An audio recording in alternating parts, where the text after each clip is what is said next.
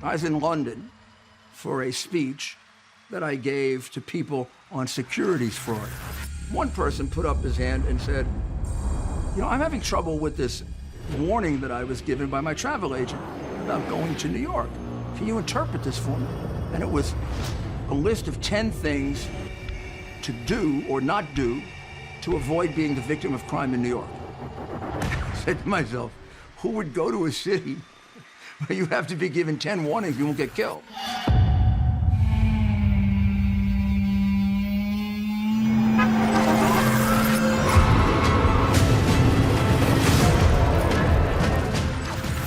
In 1990, the city had an Eastern European look in the sense that it had an overwhelming grayness. I remember I was walking in Times Square. I wasn't worried, I knew that in 20 seconds somebody would accost me for some reason. Bad schools, high crime, not the greatest economic vibrancy. If you had a car, you'd put a sign in the window that said, no radio in here, so that someone wouldn't come along and smash it up. And there were people begging everywhere. It was terrible. The city wasn't safe, and we almost went bankrupt. Most of the parks had not had any investment in them for years or decades. There was a lot of crime, there was a lot of graffiti, Bryant Park being one of the worst. It had 500 felonies in 1979, which is a lot of felonies. The airport was like a third world country. The highways were filthy, abandoned cars, tires, grass overgrown everywhere on the center islands, graffiti everywhere. It was just bedlam. Every day, everybody was victimized by the fear-inducing quality of life, decay, and disorder in the city. In 1990, worst crime year in the history of New York City, 500,000 serious crimes reported: murders, rapes, robberies, burglaries, car thefts. You had to literally fear for your life. And I remember people telling me that, you know, I always keep a $10 or $20 bill inside of my cigarette pack because let's say if I left my wallet somewhere, I'd never leave my cigarettes anywhere. And you never want someone to come up to you to rob you and you have nothing to offer, because that might anger the individual and you might be one of those 2,500 people that lost their life that year. And I'm saying to myself, like, wow, how did we get here?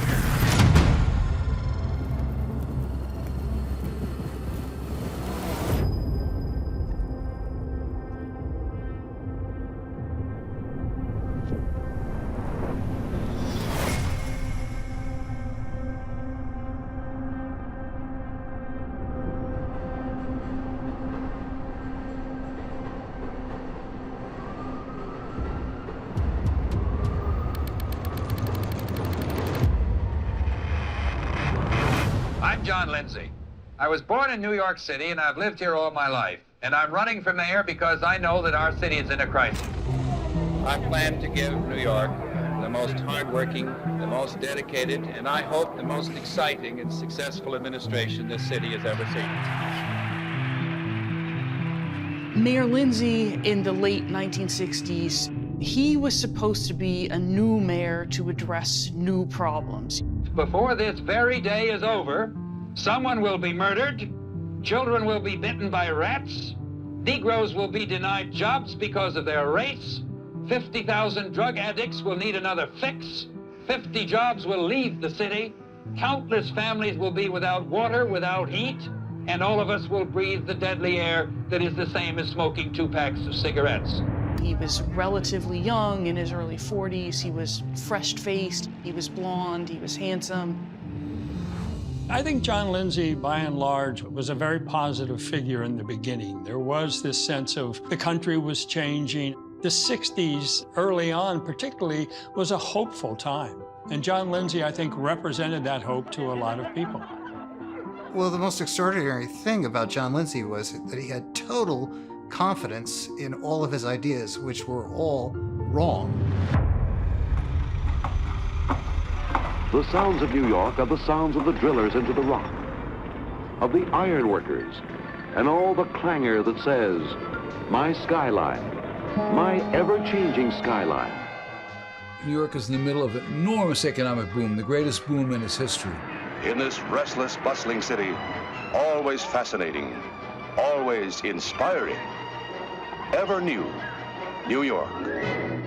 And it's during that period that Lindsay explodes the welfare rolls. We can get these folks off the streets, we can put an end to this crime, and in time we can have the great society that we're all entitled to. As part of all the Great Society initiatives, the city was expanding its social services safety net. And the city was known for having pretty generous welfare benefits. John Lindsay basically encouraged the city to get more and more people onto welfare at that time. He spent money on expanding a whole set of welfare agencies whose job was to reduce poverty, but simply created poor people as clients who then became a permanent underclass. So the roles just expanded incredibly. But it also affected the other parts of the city and the quality of life. What you've just seen is the most devastated area in New York City. The rest of the country hears about Harlem all the time. Harlem, compared to Brownsville, is a stable middle-class community by comparison. He was just overwhelmed with these problems that kind of started to balloon and mushroom in the early 1970s. When he took office in 1966, there were roughly 600 murders. And when he left, 8 years later, there were approximately 1,700 murders a year. This crisis and this administration has failed even to make a proposal to protect our people on the streets and in their homes from violence. Well, I don't think that this is the time for partisan statements. He essentially drove jobs out of the city. The single biggest reason that companies left the city was crime.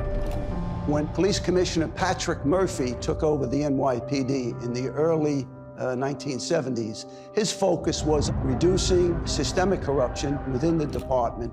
But what he did also, he had us in uniform stop making narcotic arrests. The one thing that was true then and today, there's a nexus between illegal narcotic activity and violent crime in New York City. He was sort of a proto-perpetrator of the phony narrative that colorblind institutions dedicated to law and order are racist. He believed that excusing crime was doing people a favor. It was not. So he did not use the police department as he should have to try and stem what became a completely out of control urban breakdown. It also sends a message out to the police officers that really nothing is expected of you. If you just play it safe, don't do anything. Don't get in trouble and you'll get your pension and you'll get out of here. They robbed me. They robbed me. And if you don't think I'm gonna do it, I'm gonna kill them up my fist. People would call about a narcotic complaint. A uniformed officer would arrive and drive away because they weren't supposed to be enforcing the laws. You develop this dynamic between the people in the community wondering, why aren't the cops doing something about the drugs? The only people who profit from this are the people who are preying on the average citizens. Crime explodes, and businesses feel this, and if they can, they get out of the city. This fiscal year, well, it's quite grim. For the first time since I've been mayor, we are in imbalance at the moment. It's conceivable we'd have to go to the banks to get through the year. It would be terrible if we had to do that because it just compounds the problem for the next fiscal year. He spent money the city didn't have, and he spent money the city was never going to have. I mean, it was borrow and spend. There was just a lack of discipline. And when the banks eventually said, that's it, we're not going to lend you anymore because we don't believe you can repay it, that's what created the great fiscal crisis, which ended up worsening everything in the city. We saw immediate population destabilization. The city lost about 1 million people, lost a lot of middle-class families, middle-class jobs. We lost a lot of corporate headquarters. We were the capital of garment manufacturing. Those jobs went to the southern United States, and later they went overseas. By the time Lindsay leaves office, the city loses about 600,000 jobs. That's an astounding number if you think about it. The city had two seemingly contradictory problems of housing crisis that were still too expensive for most people to afford, but yet mass-scale abandonment of housing in the South Bronx, in Harlem, in Bushwick. It was a combination of a fiscal crisis where the city started using capital money to fill operating gaps, which is not sustainable. It was a combination of some social unrest, which led to difficult situations in low-income neighborhoods, and many multifamily rental housing owners couldn't make a go of it anymore. And it was a wave of abandonment of rental housing, and the city, through foreclosure, ended up owning all these buildings. The city laid off roughly 25% of its police force. So you had this incredible surge in crime. You're doing layoffs because you can't afford to keep the cops on the payroll anymore. So that was a big problem. And then, of course, in the schools, race became the big issue and, led to the flight of many students from the school system. There was no single teachers union in New York City. They were split into many disparate groups and they had no power. By 1968, when we started seeing teacher strikes, well over 95% of the teachers were unionized in the United Federation of Teachers, and their first fight was to fight back against the notion of giving the communities control of the schools. They wanted to protect their teachers. This led to politically a split between the black community and the teachers union. All we want is a decent education for our kids and our kids in school. That's all we want. We're not here for any trouble. With all this distrust, everyone who could was working politically to protect their own interests. Why don't you read the sign for us? Lesson for today. See John. John is the mayor. See John run. See John run Fun City. Isn't this fun? See John run the police. See John run the train. See John run the schools. See John run for mayor again. See John run out of town. Thank you. A lot of people looked at what was going on and said, the city can't be saved. It's going up in flames with crime. The kids aren't learning. The schools are crumbling. Consolidated Edison in asking the full cooperation of New York citizens in reducing their consumption of power. We called him up and he says, conserve all the lights you could. What can I conserve? I have no lights at all. It was a great sense that the city cannot work. It can't be governed. It can't function without all of this inner turmoil. The battle for the cities will go on. Across this nation, the struggle continues for rational urban priorities. And whatever my future, I will always give my voice and my strength to that fight. When Lindsay's on, he set up the circumstances for the New York City financial crisis, which will last for a decade.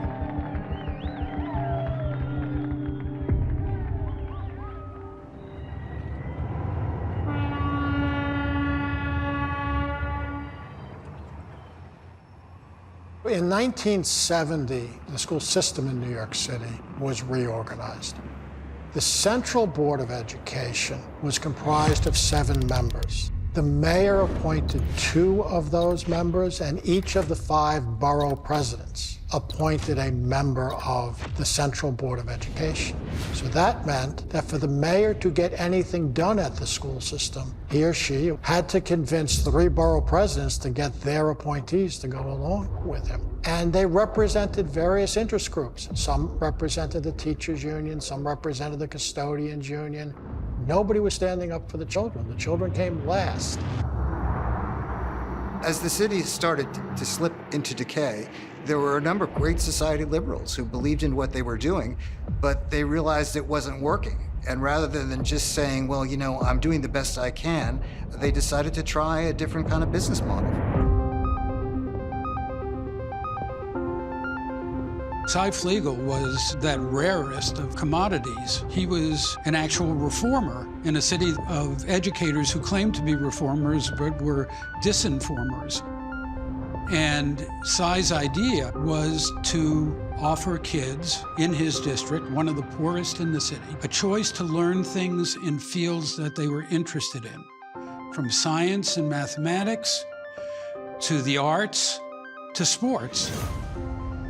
Being in East Hall, there were no high schools. that kids go to. And we had Benjamin Franklin, the worst high school in the city of New York. Benjamin Franklin graduated 7% of the kids who went into the school. There was tremendous cuts in funding to the school system in the mid-1970s. Over 100 schools were closed. The school day was chopped down by one period a day. That's when a lot of the arts and music programs got taken out of the schools.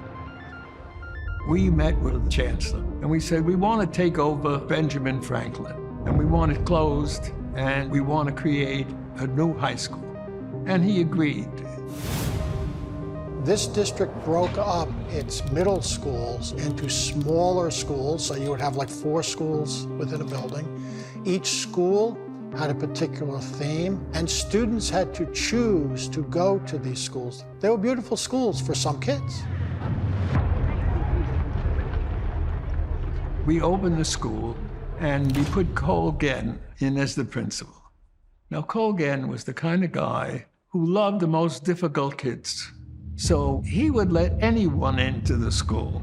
All the principal had to do was say, take this kid, he would take him in.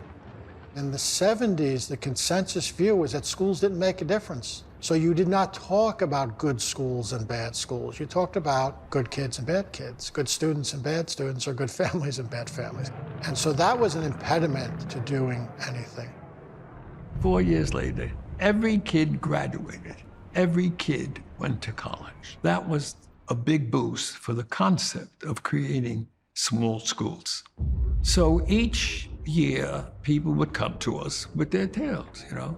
One guy wanted a sports school, another one wanted a science school, all kinds of schools. We kept expanding until there was 26 alternative schools, all doing well. There were 1 or 2 that didn't do well. We either closed them or changed them into a different kind of school. The fact was they had no authority to do any of this. They just did it. That was the strength of the city's apathy.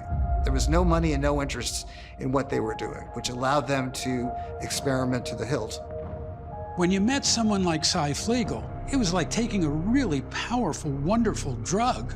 And there were other people like that in other fields that were beginning to show their independence at that point and beginning to think anew.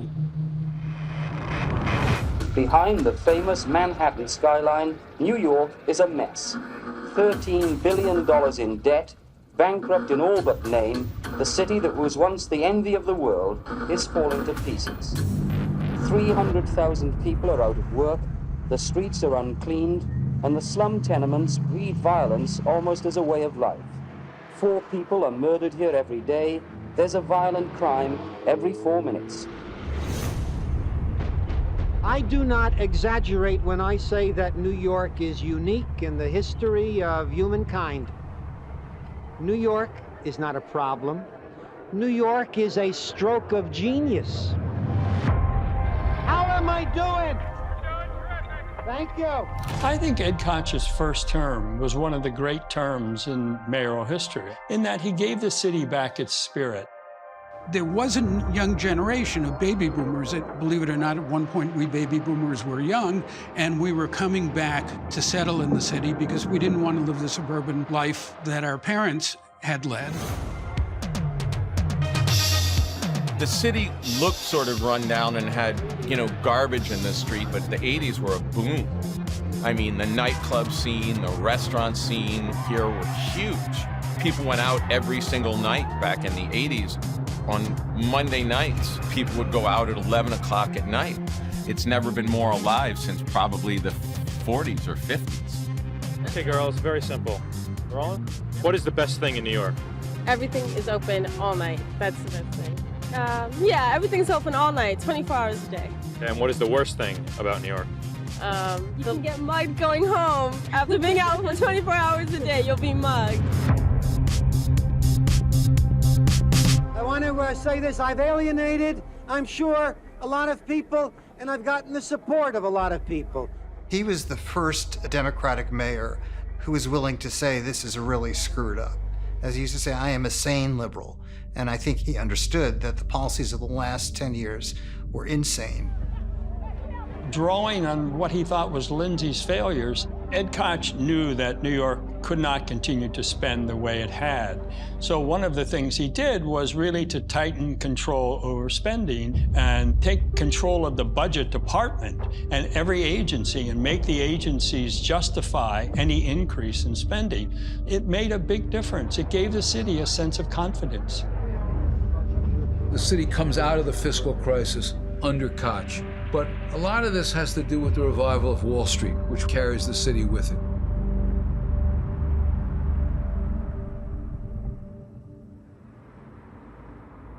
Ed Koch ran for governor in 1982, right after he was re-elected mayor in '81. Running for governor, I think, was an important moment in his mayoralty because it severed the relationship that he had with New York. There was a sense that he was born to be mayor. When he basically said, "I'm running for governor," a lot of people felt jilted. The love that the city had for him was never quite the same as it was in that first term.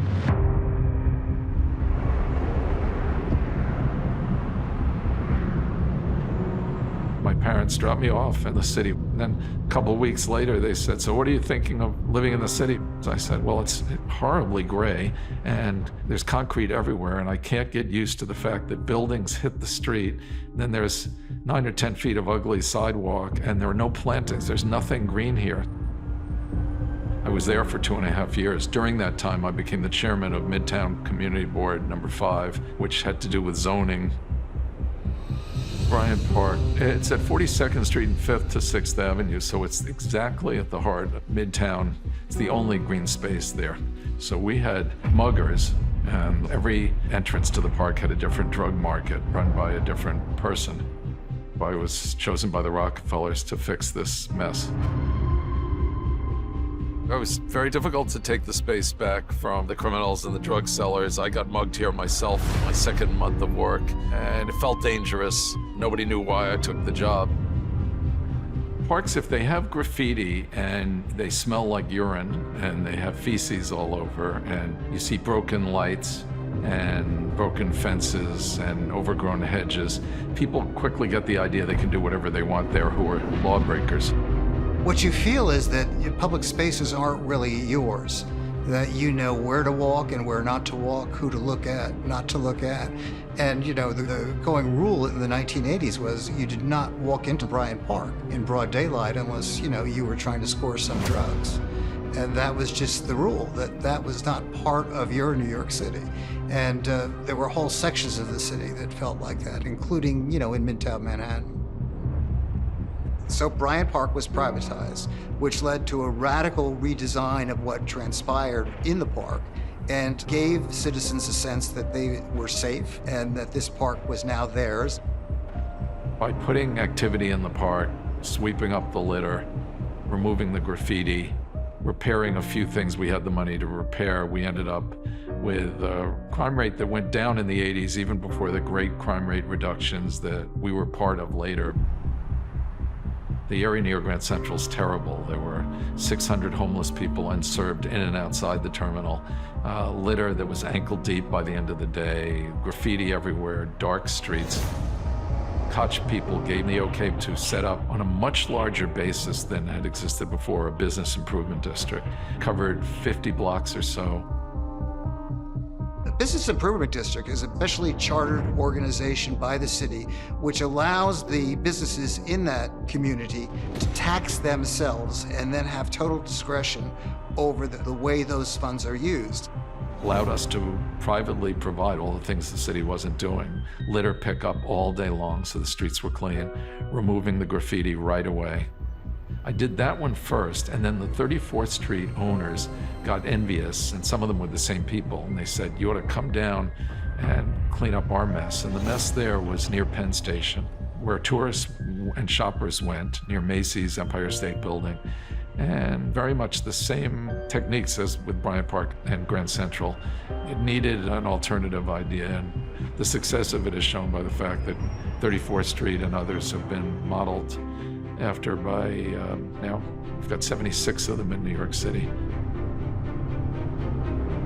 1986, Mayor Koch announced $5.4 billion, an unprecedented amount for any local government over 10 years, to renovate or build 252,000 units of housing.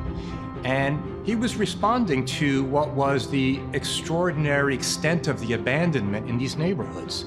And every mayor since Koch through today has really continued the arc of what Mayor Koch started.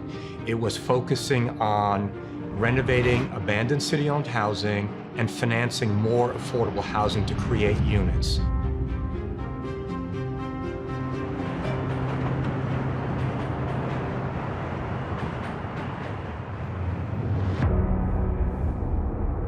Growing up, you saw graffiti, you saw a lot of the drugs, you saw like this level of dinginess, but then it was New York, right? I mean, we were all used to it. That was a way of life. And then when you thought that it could not get any worse, crack came. This has reached epidemic proportions. It is a crack epidemic, which police say is causing an increase in murder and other violent crime. It took a nosedive. You saw individuals transform into zombies. I believe they should impose the death penalty as an option to judge and jury, and I believe they should use it. Mayor Koch is asking the federal government for help in this war against drug and a federal death penalty for drug dealers. People were very angry and very upset about crime. And throughout the Koch years, several high-profile crimes shook the city. In 1984, you had the Bernard Goetz incident. Sort of a mild-mannered looking radio repairman shot 4 guys on the subway because he said they were threatening him. The city basically flocked to his defense. He was found not guilty of attempted murder and just found guilty of carrying an illegal handgun. And people were like, wow, they felt sorry for him. And when they heard his story that he was previously robbed, people were fed up. People have to take the law into their hands. I think he did the right thing. I think he was right. People just getting fed up being ripped off like that. If he was being robbed, hey, he had to do what he had to do. Self-defense.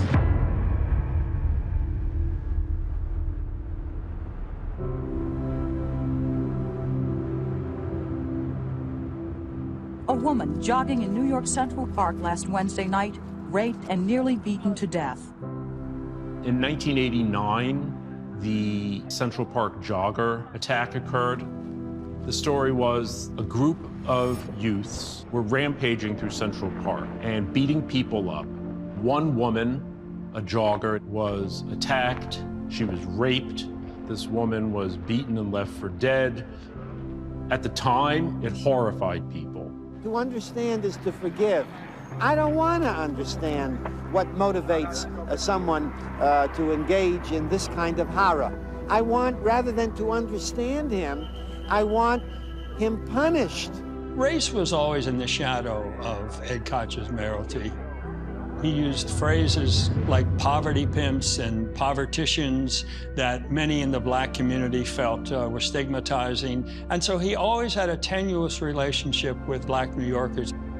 There was a misapprehension of what the black community actually wanted. Black politicians at that point represented the anger of their constituents, which was legitimate anger. Racism surely existed, but they didn't also represent the interests of their constituents. Part of the tension was generated by Ed Koch because he wasn't going to kowtow to black extremists.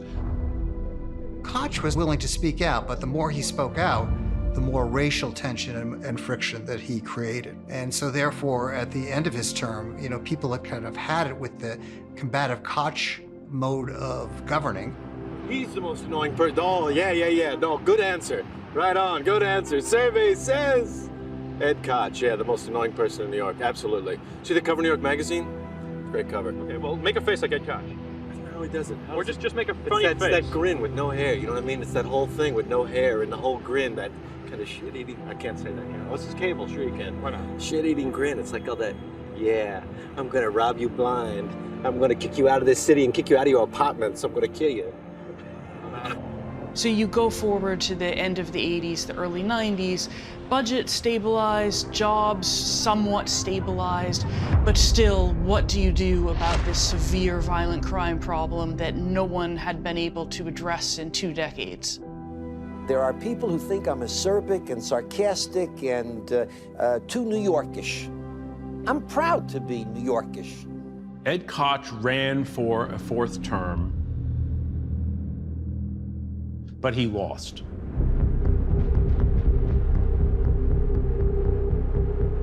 Rudolph Giuliani, who lives with an 18-hour working day, a 6-day working week, and now several death threats in his in-tray. Rudy Giuliani was one of the great federal prosecutors who does a great deal to bring down the mafia. It is very, very important that there be a general rule, and one that is well known in this country, that if you violate the law, whether it's insider trading or tax evasion or fraud or bribery, a so-called white-collar crime, the overwhelming general rule is that you go to prison.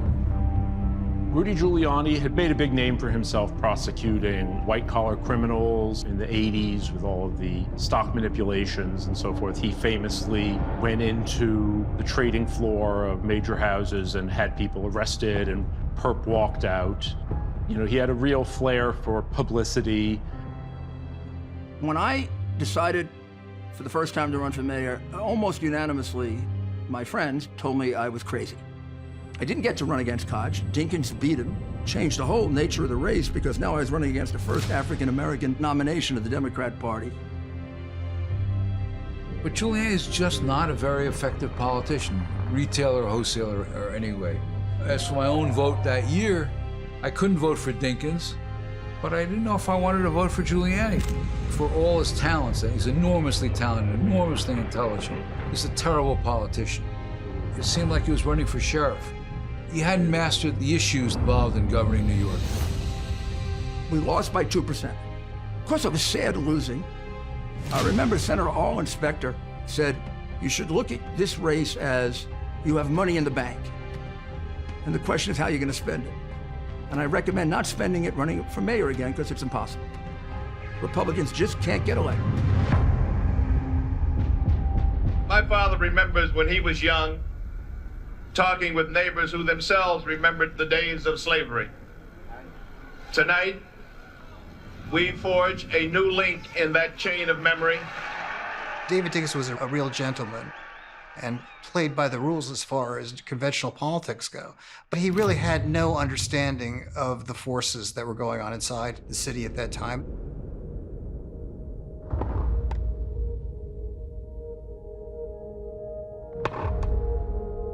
David Dinkins was known for his tennis playing. He came out of the Harlem political machine. He was elected with high expectations from the public. They wanted David to do something about racial tensions in the city, which were very high, have always been high, continue to be high. They wanted to do something about the rising crime and disorder. The city was still having a hard time. David Dinkins, I think, gets a bad rap. He was not a very effective mayor. And almost immediately after David Dinkins was sworn in as mayor, he was confronted with a series of racial incidents, starting with the Red Apple boycott.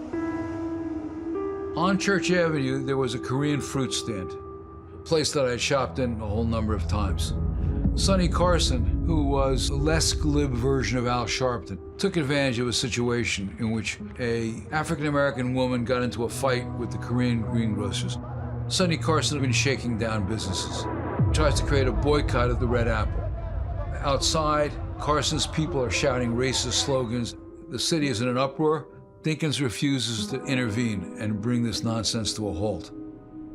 Eventually, Dinkins intervenes, but the sense of an incompetent who will dawdle, who's unable to act on behalf of racial tolerance, sticks with Dinkins. To be fair to Dinkins, he's a product of the old Board of Estimate. The fight had gone on to abolish the Board of Estimate and to replace it with a separation of powers system of government. And that was really the brainchild of Peter Vallone. The big thing was that I was elected speaker by the overwhelming plurality of one vote. So as you can see, I was very popular at the time. I got elected in 1974, and I said, there's something wrong with the city. There's nobody in charge. It's only borough presidents that are running the city.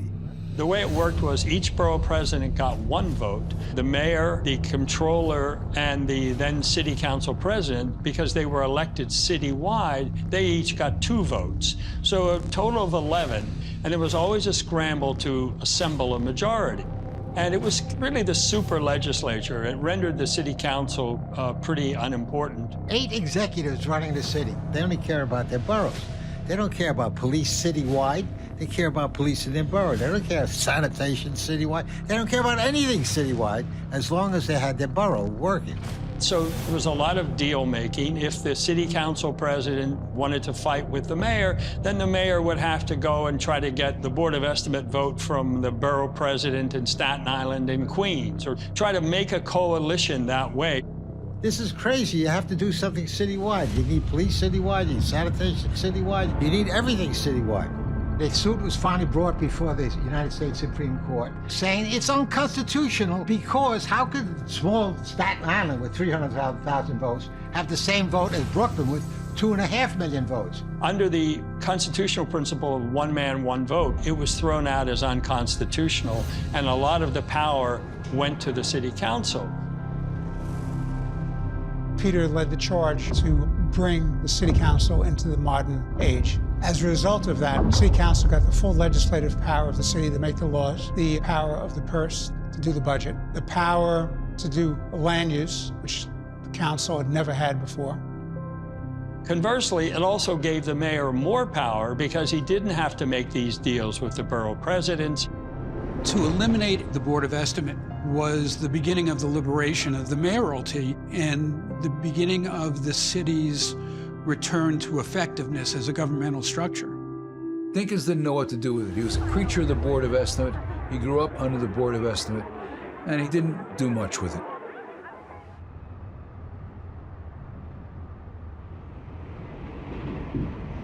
In 1989, I was approached by George Kelling, co-author of the Broken Windows article with James Wilson, who were consulting with the Transit Authority here in New York. They asked if I might want to consider becoming chief of the transit police in New York City. New York City at that time had 3 police departments: transit police, housing police, and the city police. They looked the same, but they were different departments at that time.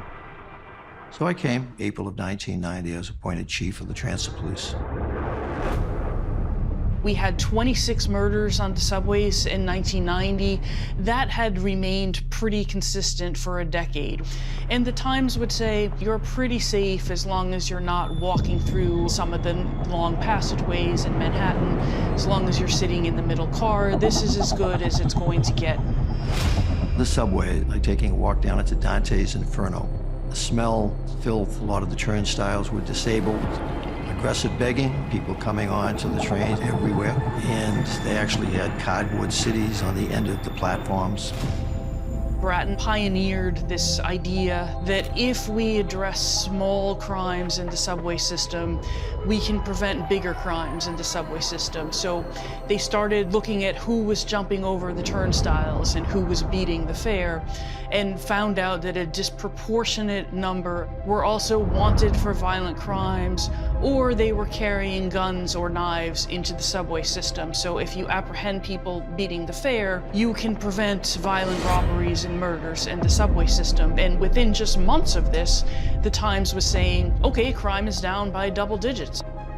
And it worked. In the space of less than 2 years that I was here as transit police, crime went down by a very significant amount.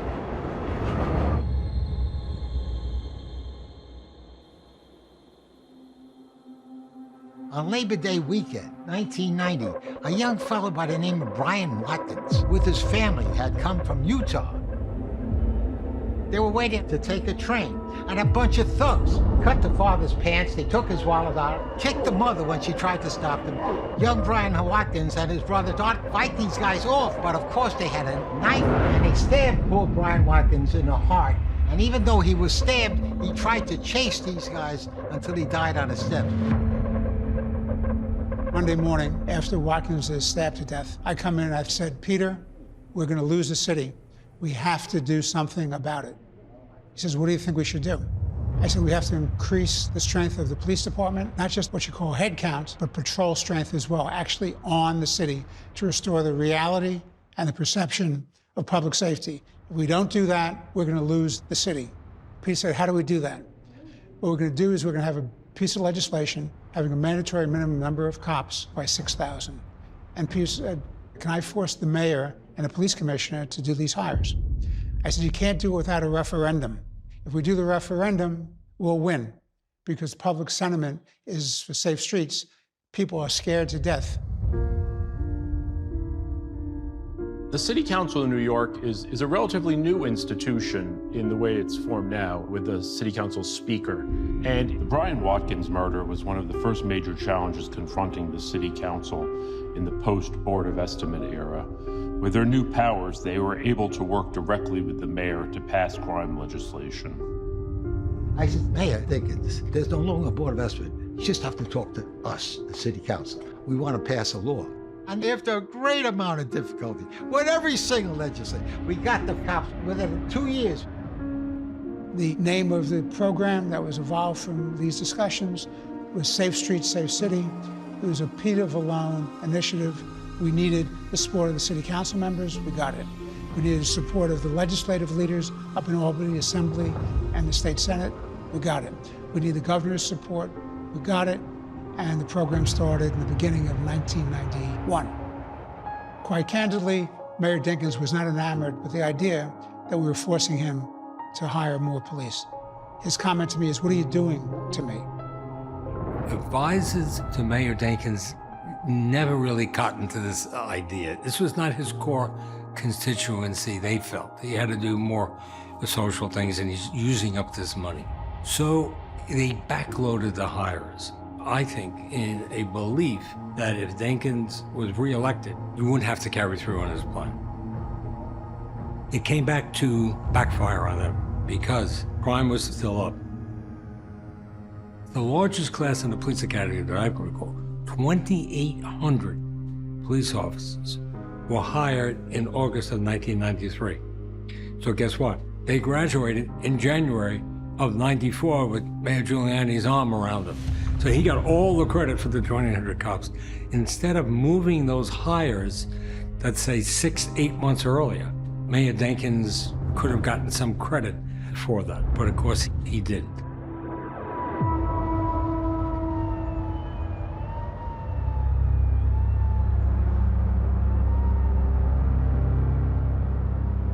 The major event of the David Dinkins years that's really stuck out for everybody is the Crown Heights riots.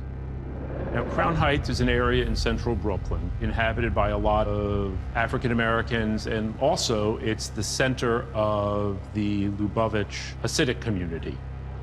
The leader of that community would regularly have motorcades that would drive through the city, and people sort of took offense to the way in which they would sometimes speed. One day, a member of the motorcade supposedly was speeding through a red light, lost control, and jumped the curb and hit a little 5-year-old boy and pinned him against a building, and he died. It's angry and ugly, and it's dangerous. An acidic man hit by a brick on Eastern Parkway. A cop assigned today to protect the mayor suffers a fractured leg. People who observed the attack taunting him as he's wheeled to an ambulance. You reap what you sow. What goes around comes around. What erupted was the worst anti-Semitic violence in American history. It went on for 3 days. Whole areas of Jewish neighborhoods were burned and stores burnt out. And the police were not terribly aggressive in intervening into those problems. Because passions are running so high, there is no way the community can yet come together. The mayor today sought to diffuse the tension by talking to young people, and he took some heat. I myself personally worked hard on your campaign, and I'm right now I don't know what to say. All right, I'm like real sorry that I did it. I have been here, and I'm surprised that not one of you would say, oh, but he's been here. I'm surprised that not one of you. You ought to know it, and it's unfair for you to get on the media and say, the mayor ought to come here. Meanwhile, the Reverend Al Sharpton and Alton Maddox are demanding the arrest of the Hasidic driver. They say if he's not arrested, they will hunt him down themselves. In a day and night of screaming sirens so far, 35 people have been injured, 17 of them police officers, and we've just learned in the last 45 minutes that 2 cops were shot on Schenectady Avenue, not badly hurt, taken to Kings County Hospital, and within of the last 2 hours, 1 person was killed. Culminated with the murder of an Australian rabbinical student who was visiting, who was stabbed to death. I was asked to come in on the 3rd day. I put in the tactics and strategies that brought it under control. Mayor Dinkins received a lot of criticism for not stopping the violence. His idea was to let the people, let off some steam. The assumption of the Dinkins years was that the police are only reactive, and if they are proactive, that will be necessarily racist. So it's best to just let the anarchy flow, and then we'll hope we can come in after the fact. Well, of course, that is a specious assumption, because every time that you let anarchy loose without trying to pull it back, you're sending the message that no one is in control, and it is very hard to reverse course. Dinkins couldn't care less. He knew what he knew, and he knew that crime was a function of underlying social conditions. The idea that policing could have an effect on crime was simply alien to him. That's when the people of the city lost confidence that David Dinkins could bridge these racial divisions and lead the city forward.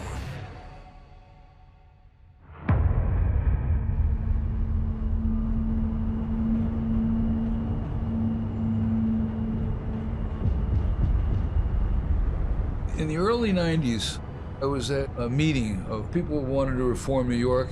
And in the course of the discussion, what came up, a guy named Bill Clinton, who I never heard of, was going to be giving a speech on welfare reform. Would I be interested in coming? I said, sure. We basically believe that we require a partnership between government and the private sector and the education sector, and that we shouldn't be giving out rights to people without requiring them to assume certain responsibilities. I'm just absolutely stunned. He's brilliant. He gets everything right. Who is this guy? I came home, I told my wife, this guy's going to be president of the United States. There were a group of us who saw Bill Clinton coming, and I guess you'd call us moderate Democrats, new Democrats, whatever. And I think a lot of us saw that there had to be changes in the way government worked. It seemed that Bill Clinton was someone who understood that we had to break through the paralysis that excessive union rules and industrial age bureaucracy had caused. And Bill Clinton ran against the activist base of the Democratic Party on all of those issues. People were ready for an enlightened, moderate, liberal form of government. The early 90s was an exciting period because people are fed up with the failure, both on the federal level and on the local level. People are open-minded, they're willing to talk to each other across the aisle. And so it was an air of practicality to the discussions. Began to think, well, maybe there's some possibilities for New York. There were problems that began to happen when the industrial age ended, blue-collar jobs left, and the information age began.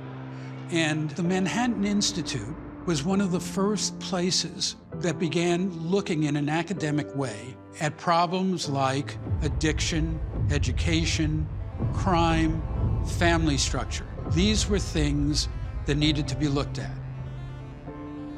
The number one issue was unquestionably the crime and disorder crisis in the city. And so that attracted people who wouldn't necessarily be considered conservatives, like George Kelling, the criminologist, Fred Siegel himself. I considered myself ex-left, and I thought that the Democratic Party had moved very significantly to the left. In fact, I remember that being part of a Manhattan Institute roundtable with Fred Siegel and Elaine Kamarck from the Progressive Policy Institute. And we were talking about how difficult it was to reduce welfare rolls. And Elaine just said, what we're talking about here is that there are a whole bunch of social workers who are afraid they're going to lose their jobs. And it was simple truths like that that made the Manhattan Institute a place where truth, not ideology, dwelled. We tried bigger government, and it didn't work.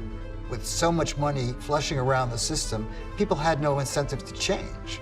At the same time, cities in particular, as political entities, need resources. So it wasn't a question of cutting back on resources as well. We knew it was just a question of getting the incentives right for people to do what they were supposed to do in the first place. In the 1990s, what we wanted to do was see if we could apply those ideas to affect change in our own hometown. The City Journal was the vehicle through which we thought we would talk about public policy in New York City. So we thought a magazine that applied our principles to urban questions would be the most effective way to go. The collection of people that actually was the brain trust of the Manhattan Institute were all ex-Great Society liberals who realized it didn't work, and City Journal provided the only forum for them to report on why it didn't work. The great thing about the people that we brought in was that they weren't theoreticians, they were practitioners. So they did excellent journalism in telling people how things really worked. So the City Journal was launched in 1990, right at the beginning of the decade. It was time for reformers to react against liberalism. David Dinkins wants to be re-elected as the first black mayor of the city he calls the Gorgeous Mosaic. Rudolph Giuliani is the tough lawyer who sees a city on the verge of collapse. Well, the major advantage that Giuliani had when he ran for election in 1993 for the second time was that the city had experienced 4 years of David Dinkins. You know, the difference between the first campaign and the second was Giuliani ran on his record as district attorney, but that really didn't give him a kind of operating philosophy of government. I knew crime. I didn't know the budget. I didn't know the environment. I didn't know welfare. I didn't know transportation. I didn't know procurement. I didn't know, boy, what I didn't know. So I said, now we're going to do it differently. I did a 18-month seminar in which I called experts in to teach me. The first one was Andrew Cuomo. He gave us a 2.5-hour lecture on the housing problem. Several people from the Clinton administration, people from the former Bush administration came and helped us. Henry Kissinger came and gave us a lecture. And then what we would do after the lecture, we would get together and we'd play a game, which is, if we were in charge, what would we do? And then we'd write it out. This is what we would do. We would start meeting with our scholars and come to our events and participate in our conferences. The story is that he had an aide who saw a copy of City Journal in a bookstore and said, oh, Rudy's got to actually read this, which he brought to him. And that was how the first meeting was set up. And he really taught himself in those 4 years, you know, what are the underlying problems and what are some possible solutions? And I think he articulated that in the second campaign, which allowed people to see a way out. He narrowly beats Dinkins. And the reason he beats Dinkins is because Staten Island wants to secede.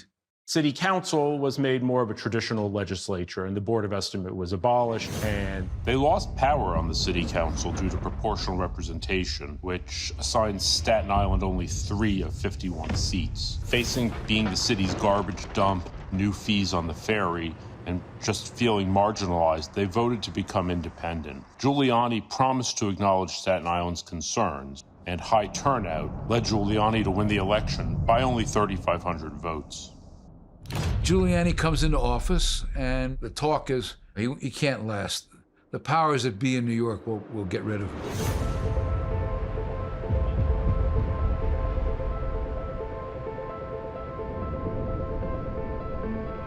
I get elected. The advantage we had is we had a game plan for everything. Doesn't mean it was the right game plan. A lot of them had to be readjusted when you got to the reality of what you could do and couldn't do. Rudy Giuliani runs up against the idea that New York is ungovernable. He knows vastly more than he knew in '89. He's ready to govern, and he's ready to take on the city's vested interests. My campaign chairman, Arnie Burns, said to me, do it as a one-term mayor. Say, I'm going to do everything I want, everything I believe is necessary, no matter how unpopular it is. And if it works out, wonderful, I'll get a second term. If it doesn't, I can always live with myself. So that's what I did. The Democratic Party was controlled or influenced by all of these other groups. So they didn't have as much swinging room as Rudy did. Rudy had no inherent allegiances. He was just going to win or lose based on his performance. The Speaker of the City Council was Peter Vallone. My first day in City Hall, I said, Beth, give me the Speaker's number. That I have a couple of bagels and coffee. I'd like to come over and see him. I haven't had breakfast yet. And she says, well, do you want him to come over to you? I said, no, I don't want him to come over. I want to come over there. I walk in, I say hello to Peter, I sit down, and he says, do you know this is the first time the mayor's ever been in this office? I had 2 Democrat mayors, Koch and Dinkins, never came in here. I said, I know how religious a Catholic you are, so you have to be in this because you want to help people. I think we can sit down, we can put aside the political stuff just between the two of us, we can figure out what we can agree on, and we can implement it. If we can't compromise it, we'll debate it. But I bet if we do that, we can do a lot. Peter was introducing him not only to the members of the council, but to the staffs of the various agencies and departments, to the political leadership of the parties, to the community groups, to the trade associations, to the lobbyists, to the unions. We broadened Rudy's horizons. And Mayor Giuliani, to his credit, was ready, willing, and able to have those conversations, to meet with these people, and to partner up when he could. And Peter was instrumental in that. He saw that I want to work with him. I don't want to work against him. And if we're going to make this work, Rudy, we'll work together. And that's what we did. They put literally red phones on their desks. And the only one who could answer the phone on the mayor's side was the mayor. And the only one who could answer in the speaker's office was the speaker. And they were constantly talking and meeting. We met almost every Thursday. He'd have a list, I'd have a list of the things that we thought we needed. And we would begin by matching the list, and where we overlapped, we get it done. Where we didn't, we try to work it out. And we were always looking to build consensus if we could. That's not to say we didn't have political fights and litigation fights. In fact, Rudy interviewed me for a judgeship. And he said, Richard, he said, tell me about your litigation experience. I said, Mr. Mayor, other than the 20 cases I had against you? And he laughed. But that was the kind of relationship we had.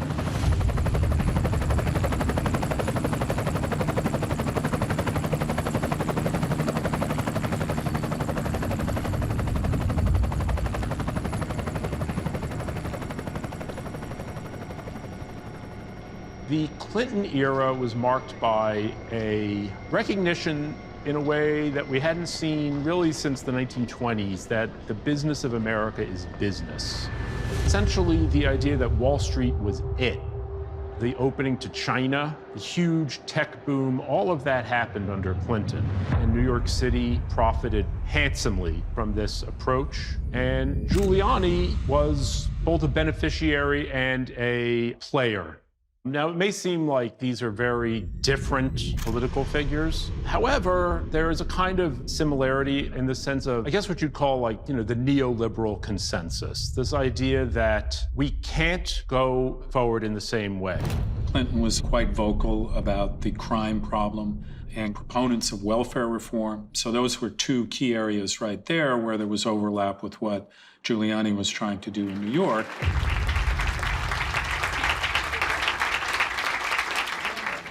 During the past 9 months, we have moved quickly and steadily to implement the toughest, smartest crime bill in American history. Bill Clinton passes in '94 the crime bill. Giuliani not only helps lobby for it, he goes across the country to help sell it. So you have the Republican prosecuting crime-fighting mayor in New York working with the Democratic baby boomer president to sell an anti-crime initiative across the country. Those are the sorts of things that were happening because crime was so big. New York is in the middle of its worst recession for 50 years, but the economy isn't the key issue here. Nor is it homelessness, AIDS, drugs, or the state of the roads. None of them compare with the one issue today that obsesses New Yorkers: crime.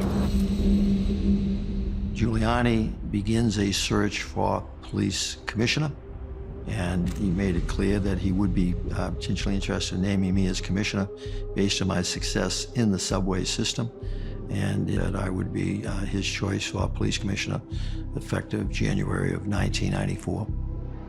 What Rudy and I both shared was a belief that the city could be made safer, be made better. To take back the streets of New York, in some respects, was like taking Europe back from the Nazis, that it was going to require an all-out assault. One of the early priorities he had was to create a larger police department by merging the 3 police departments that existed in New York. We acquired the housing police. We acquired the transit police because they're chasing the same criminal. The guy may do 2 muggings in the subway and 3 muggings on Times Square. So the transit police are looking for the same guy that NYPD is looking for, and they don't talk to each other. By doing that, we went up to a 41,000 person police department.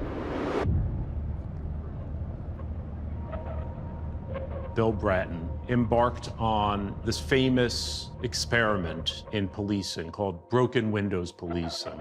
George Kelling and James Q. Wilson came up with the theory of broken windows in 1984, saying if you have a window that is broken and it is not fixed, then you will have 2 broken windows, then you'll have 3 broken windows. At some point, you have a neighborhood that is very, very, very hard to recover. But modern policing did not begin with capturing criminals, it began with maintaining order. And Bratton was very much attuned to this. Quality of life offenses are as important as serious crime to be addressed. The basic mission for which the police exist is to prevent crime and disorder, the 5 most important words in law enforcement. To deal effectively with crime, you're also going to have to simultaneously deal with disorder. A healthy neighborhood polices itself in the sense that if you've got a neighborhood with healthy foot traffic, where everyone is employed, where every restaurant and retail space is full, if someone comes along and they break a window, that window will be immediately fixed. It's only when the neighborhood has stopped being healthy that it is not immediately fixed. So once you have gotten to the point where the police are in charge of this, you are already at a point of failure. In the 70s and 80s, police moved away from dealing with disorder on the streets and instead focused on responding to crime. And we didn't deal with quality of life crime at all. The way policing had worked had been getting police off the streets and into police cars, answering radio calls for serious crimes, rapes, murders, bank robbers. And I'd go to community meetings and I'd armed to the teeth with all my crime statistics, where it was happening, who was doing it. And people in the neighborhoods didn't want to talk about that. They want to talk about the prostitute in their doorway. They wanted to talk about the abandoned car that was never towed away, about the graffiti, about the gang drinking on the corner. People were as concerned, or maybe more concerned, by what they were seeing every day versus the crime that they would read about, most of them were not personally experiencing. What was basically creating the fear was a phenomenal amount of disorder. The presidential commissions, a number of the other commissions that had studied all the violence, the race violence, felt that the role of police was to respond to crime while society figured out what to do about what they thought were the real causes of crime: poverty, racism, unemployment. My belief was the cause of crime is people. And by focusing on the small things, oftentimes we disrupted bigger things from happening. We started to focus on stopping and arresting fear evaders. What did we find?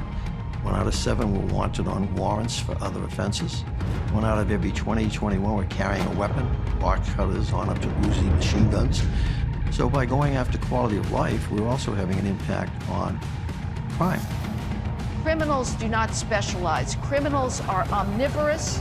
They are multitaskers. They break one law, they break another law. There's a great chain of being in criminality between the low level and the high level. It is all connected. And even if it wasn't, even if Fair Beavers did nothing worse, it still would be essential to stop it because it sends the message that no one is in control. These guys from Brooklyn that wanted to go to Manhattan and rob, they wouldn't pay the fare, they'd hop the turnstile. And they're bringing the tools of their trade with them, the illegal firearm. You stop, you capture that person, and you're saving a shooting, who knows how many robberies, how many lives are being saved. And we saw that. Those numbers came down dramatically. Violent crime, way down. Giuliani in the first year really left me alone in many respects. Made it quite clear his goal was crime and disorder. He got it. He really understood the importance of the look of things. So one of the things he did right off the bat with his sanitation commissioner was clean up all the sanitation trucks. He basically had them all repainted and they were clean again, and he kept them clean. You know, he was very focused on little things. He had his vision, he had his goals, he had his strategies, but he was also very focused on the tactics. He goes after the squeegee men. They were as annoying as hell, and in many ways threatening. People felt like there was nothing you could do about it, that it was really quite hopeless. They seemed to be everywhere. And so Rudy told Bill Bratton to make this the priority, is to get these squeegee men off the street and in jail if that needs to be the case. And lo and behold, they found out there weren't that many squeegee men. There were maybe about 75 of these guys making life a living hell. But it was one of those very visible things that people noticed. Another thing we did is adopt a highway program that allowed companies basically to adopt parts of a highway and pay for additional cleanup services. We wanted to make sure the entrances to the city were clean. It was a small thing to do, but again, it changed people's perception of coming into the city. The department was not effective dealing significantly with crime. Uniformed officers were not authorized or allowed to make drug arrests. And so when the woman looking out a second floor window would call the drug dealers on the corner now and then see those uniformed cops drive by, would she assume they're on the take? So when Bratton came in, he said, you do what you have to do. You are now allowed to arrest people for narcotics. Giuliani provided the authorization, as I had been authorized in the subway, to move forward in a sense. If we didn't get our arms around this problem, we're never going to make the city safer. I had to clean up Times Square. In order to clean up Times Square, I got to get rid of the drug dealers, I got to get rid of the murderers, I got to get rid of the robbers. I knew how to do that. For example, we got rid of the muggers by putting cops on horseback so they could see into the crowd. We put undercover police officers in the crowd, called the anti-crime unit, but they dress like you and me or like the crowd. And we'd give them walkie-talkies, and the guy on the horseback would say, to your right, 20 steps, there's a pickpocket. See? Guys, I got it. Next pickpocket he'd grab. There's a purse snatcher. There's a harasser. There's a possible rapist. He's dragging a woman. It took about 3 or 4 months. Crime was down like 50%. Then it went down 75%. And then it turned out to be no crime. Giuliani had this real heavy focus on getting rid of the vice conditions in Times Square. Giuliani essentially tore down a lot of the old shops, and he brought the Walt Disney Company in to build a store. You know, you go there and it's literally just families from the Midwest going to eat at Red Lobster. There was a strong belief that Rudy had that you have to reclaim the public spaces in New York. It involves cleanliness, keeping crime under control, getting drug dealers off the corner. It means cleaning up graffiti. 2 a.m. in the 70s and the 80s, you couldn't walk through here, man. Sex, drugs. And now? It's wonderful. I think it's clean. That's Giuliani. Well, he did it. Broken windows policing saw a pretty immediate improvement. More black people are alive today because Rudy Giuliani was mayor. During the entire time of his tenure in office, shootings of black people continued to drop and drop and drop because the police weren't focused on looking for black people and throwing them into jail. They were looking at public disorder and trying to dissipate it before it evolved into something more serious.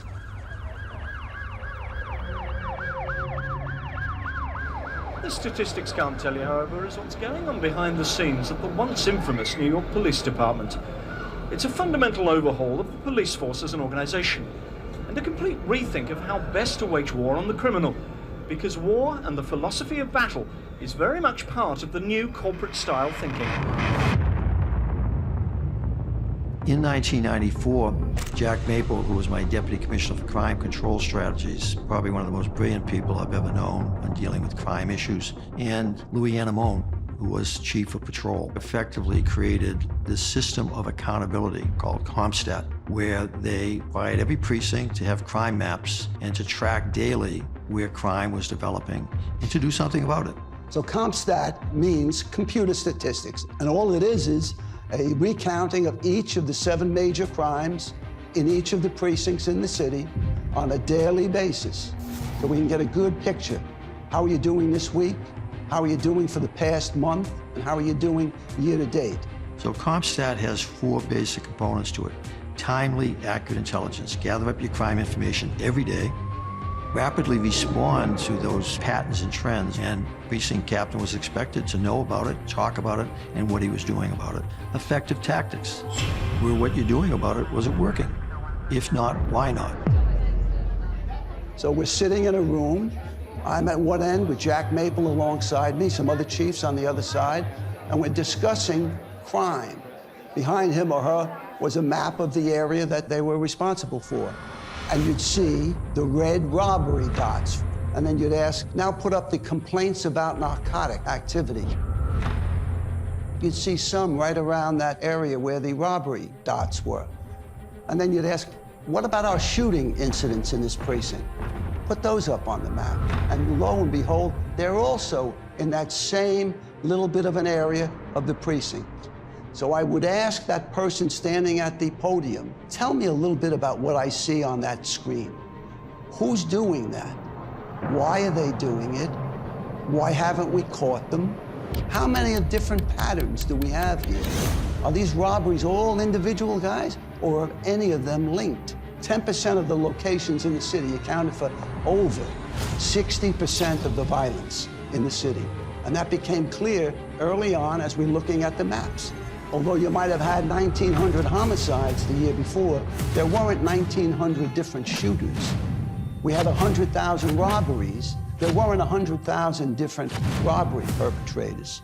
There were some people doing a lot of the crime. Let's identify them and let's get them. It was the idea, if you want to prevent crime, you can't wait till there's 30 or 40 incidents to identify, gee, we have a pattern, we have a problem. You needed to do it when it was 2, 3, or 4, to develop a system that you could effectively map out the city, where was crime occurring, and then when you saw those hot spots start to emerge, put cops on the dots. This is very similar here, what we're doing, is to what the British did in World War II. The British invented radar. The radar told them where their opposition was coming from, so the RAF would be up there waiting for the opposition. Well, this is our radar system here. And as you see all those dots on the map, that's our opponents. So this way we can deploy rapidly, we can be focused, we can use effective tactics to knock down our opponents there. You really think you're in a war, don't you? This is a war.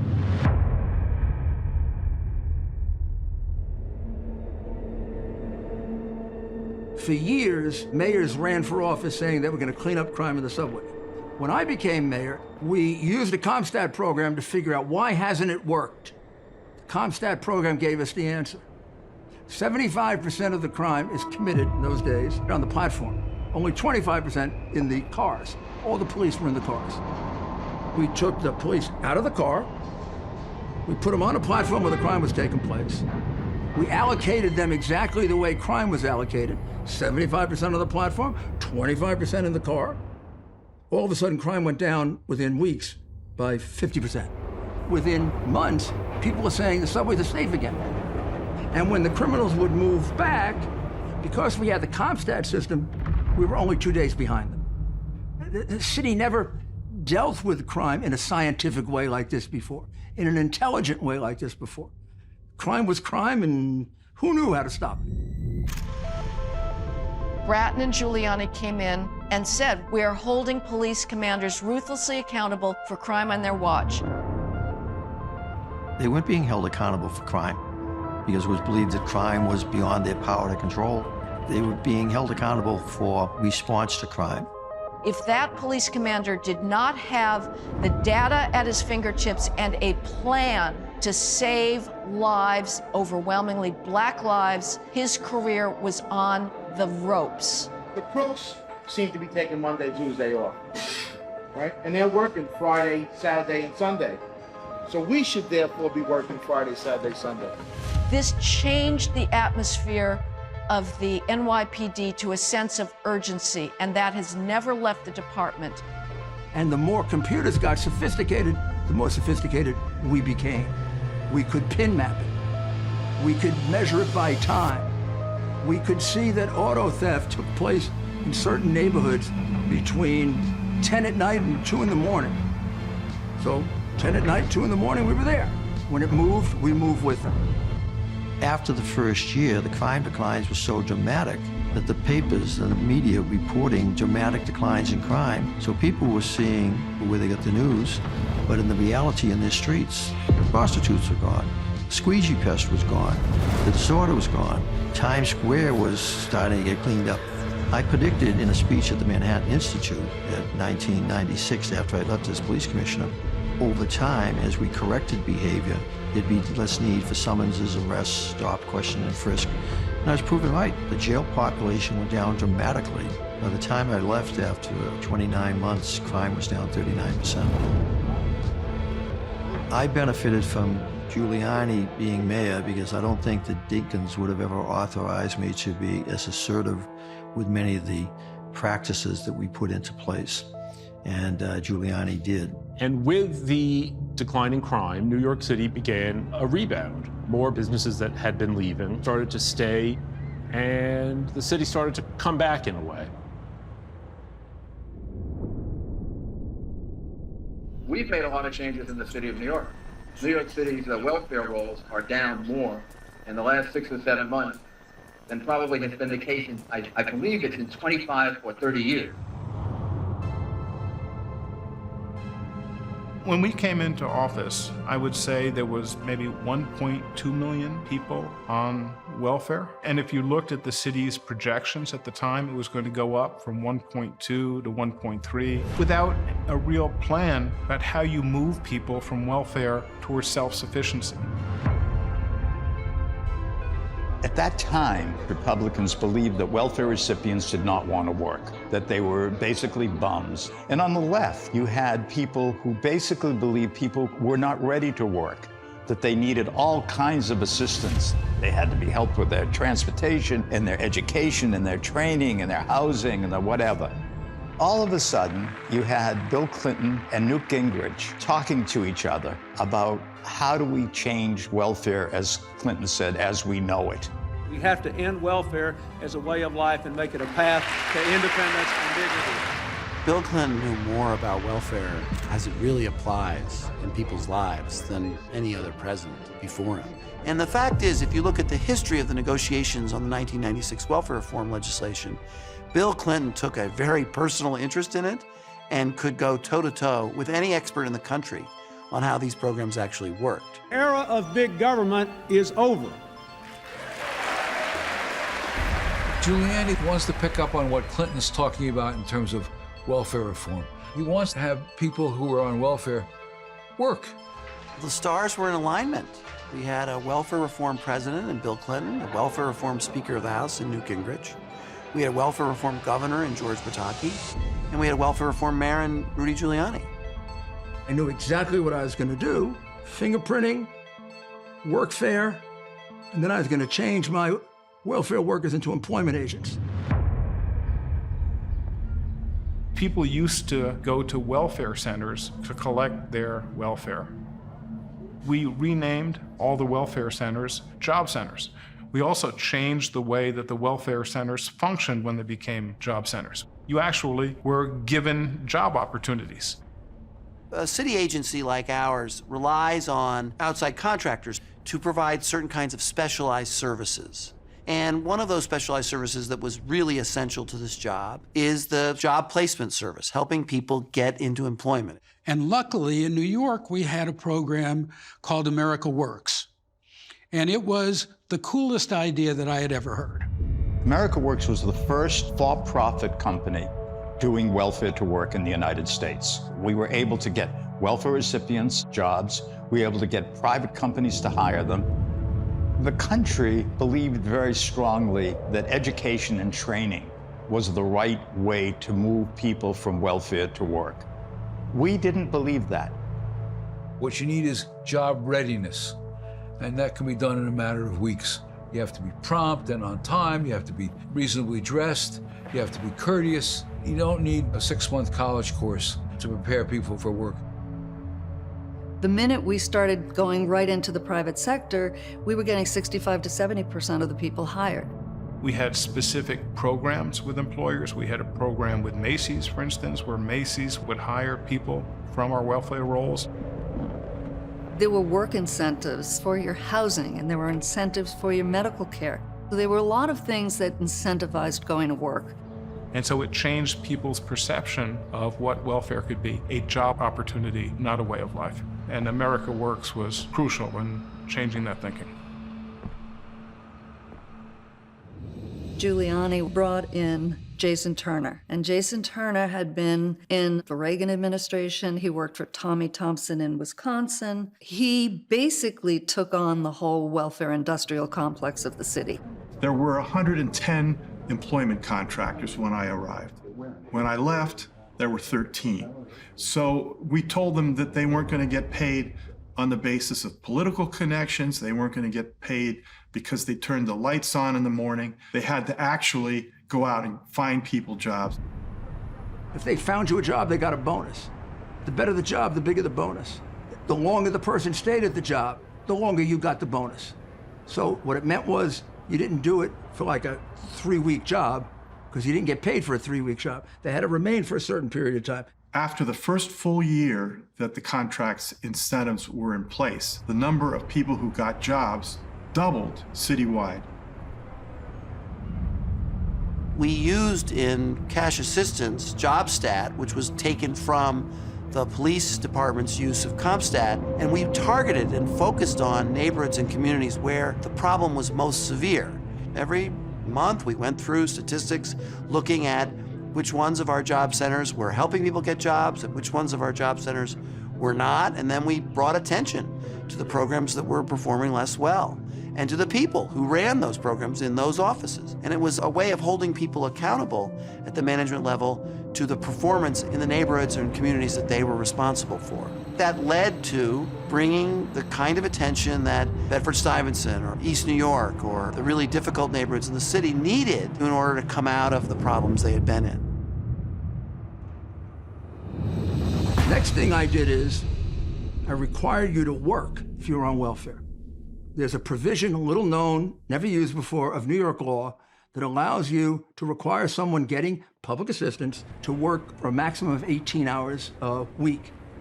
Because theoretically, you don't get welfare unless you're looking for work. If somebody's been collecting welfare and you can prove they don't go look for work, you can take it away from them. And the city can assign you to work for 18 hours. Never did it before. So I introduced workfare. It was very controversial.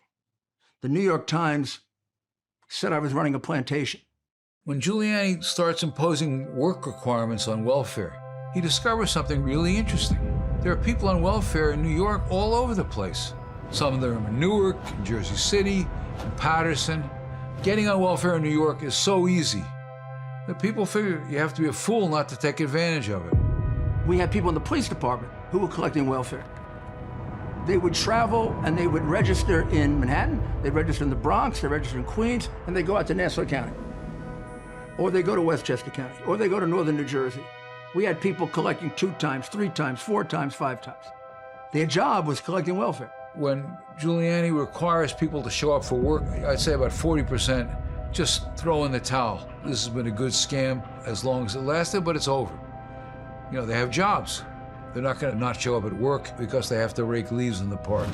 We actually did home visits. So we would have our investigators go out, and if somebody was on welfare, we'd go out, see if they were there, if that was their real address, and if they were at home.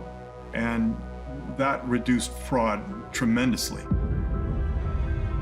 Welfare reform in New York City, that was where it was worst, and that's where we ended up making it the best.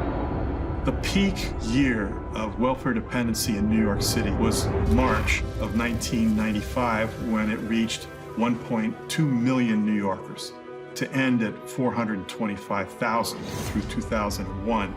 These changes weren't on paper, they weren't cold statistics. They involved real blocks, real communities, real neighborhoods, improving the quality of life in those neighborhoods for the most poor individuals in those neighborhoods. And that happened all over the city.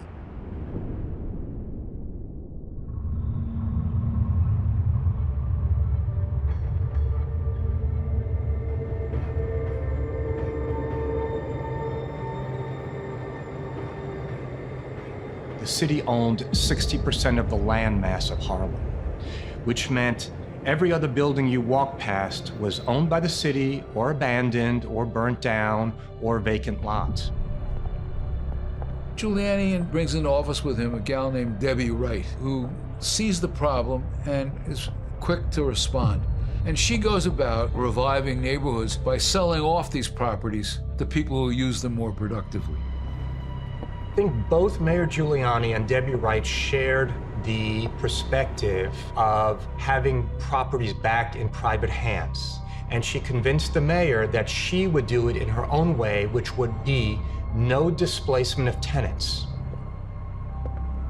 The second thing she really pushed on was that she wanted the private sector owners to be local owners, not speculators.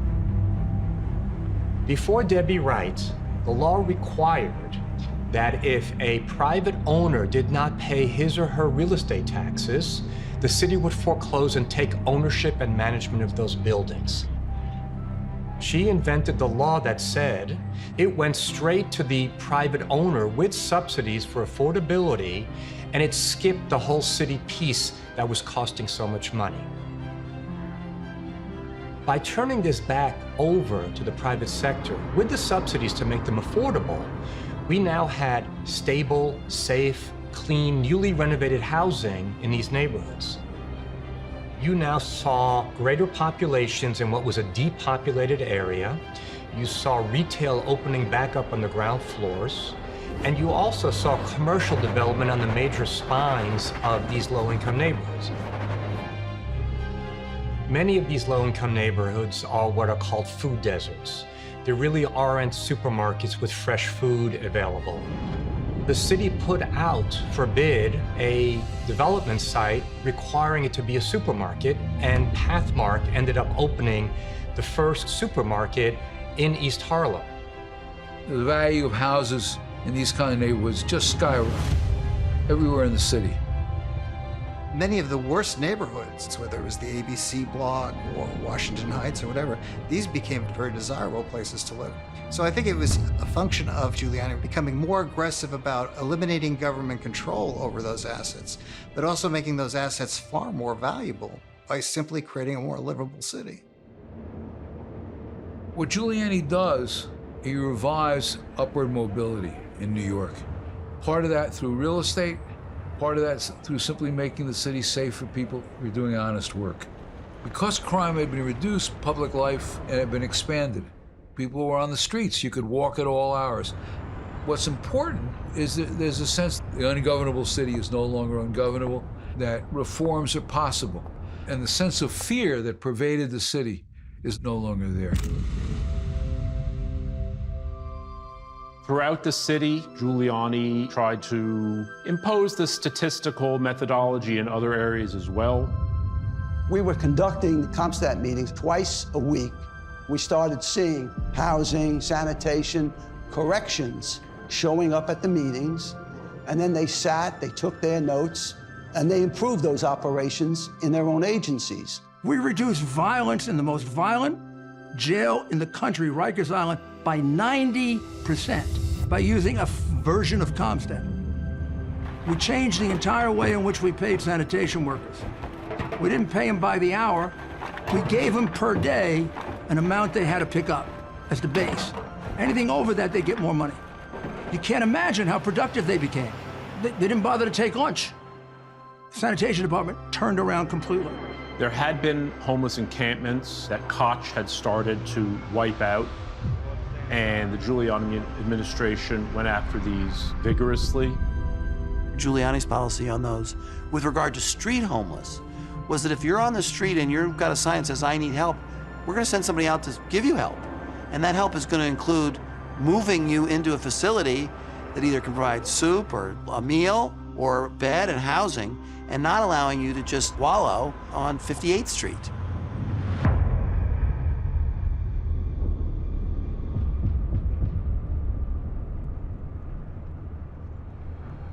I believe Giuliani's first term was the most significant in modern New York history.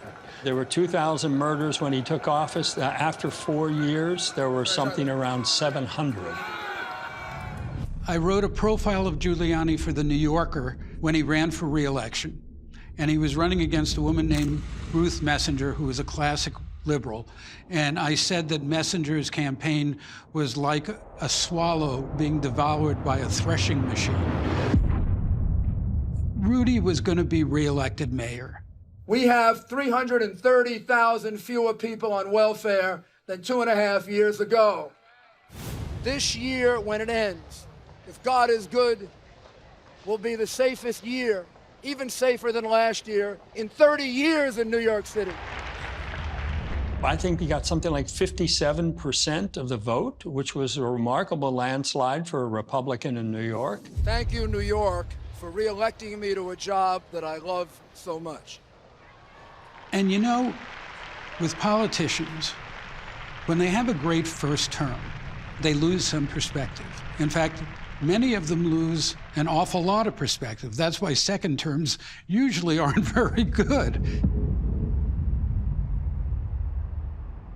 Now, in his second term, Giuliani tries to tackle school reform, but fails. It's a very tough road to hoe. He pushes toward mayoral control of the schools. The system was failing the majority of students. And so you would put money in the Board of Education, and by the time it got filtered through to the classroom, there was very little left. And then also, because you had a system that was essentially a monopoly, you didn't have a lot of external pressure in trying to get change. And Rudy's approach to education was first, is he wanted to have more control of it. And we made efforts to try and make sure the funding went to the kids. Another part of it was to set up targeted programs. Rudy was a great believer in having arts in the schools, and so we created Project Arts to bring arts education back into the schools. The other piece that Rudy realized is you had to give parents options. From a parent's point of view, to be forced to send your kid to a school that doesn't work has to be one of the most dispiriting things. We created a privately funded school voucher program. I wanted the parents to be given the money that I was spending on their child. And I wanted them to decide where to put that money. Public school, private school, parochial school, charter school. And I wanted them to vote out of existence the public schools that they knew were inadequate. Because a lot of them would choose the public schools, but they choose a different public school. There was also a tremendous amount of corruption in these local school boards. Principalships were bought and sold. You had to kick back to political campaigns in order to get a principalship, because the one thing the local school boards did control was the appointment of principals. There were terrible stories in the 1990s. A principal in the South Bronx found passed out in their car from crack cocaine. A principal who was stealing the cookie money that the PTA had raised. Another reason that schools were not working the way they should. The schools were actually as dangerous, if not more dangerous, than the communities around them. And one thing we were able to do is merge these school safety officers into the police department, and the schools became safer. By the end of the 90s, there is a consensus view in New York City that the Board of Education had failed and needed to be replaced. This law to create mayoral control of the school system had to pass the legislature in Albany. So the legislature, towards the end of Giuliani's term, the last couple of years, was saying publicly, we believe in mayoral control, but we're not going to give it to Rudy. I just want to tell you, it was like a transformation of Mayor Giuliani from one citizen to a great mayor. I want to tell you, you've done an extraordinary job, and the people across this country, all of this is New York City. This is an unsolicited testimonial trying to get you a little further. Rudy had done something that most people thought was impossible. By the 1990s, New York was not just a preferred destination, but it was the capital of the world again. Everybody wanted to be here. You know, they started coming back from Iowa and places like that. And Rudy had a right to take credit for that. But Rudy also had a responsibility to see what he had accomplished in perspective. And in my experience, that's one of the toughest things for a politician to do. It did seem that he lost interest. There was talk that he would run for senator against Hillary Clinton. He also was divorcing his wife in a very acrimonious and public scenario that was unpleasant for everybody. His style of governance didn't suit everybody, and he started to rankle people quite a bit. I think part of what happened was there were 2 or 3 different cases in the 90s where prisoners were brutalized or shot for pulling a piece of gum out of their pocket. And politics always is an ebb and flow. Most New Yorkers loved the fact that the police had gotten more effective in fighting crime. Most New Yorkers also were appalled by the excesses, and especially when it involved the police vamping on innocent black people. The attention on the bread and butter issues that had marked his first term was not entirely missing, but it was not as intense. It wasn't that people had gotten tired of Rudy's policies. They had gotten tired of Rudy. If they'd gotten tired of Rudy's policies, Mike Bloomberg would never have been elected mayor. We had, in effect, 2 Republican mayors in a row. It hasn't happened since the early 19th century. And the reason why it happened was because most people in the city, including blacks and Latinos, wanted safety and they wanted more effective government. They didn't like the excesses and they didn't like Rudy's excesses. But they liked the policies. By the time of primary election in 2001, people were pretty ready for a change. Unfortunately, the Democratic primary that year, September 11th, 2001, so they had to postpone it because that was the same day that the major terrorist attacks occurred and the Twin Towers were destroyed.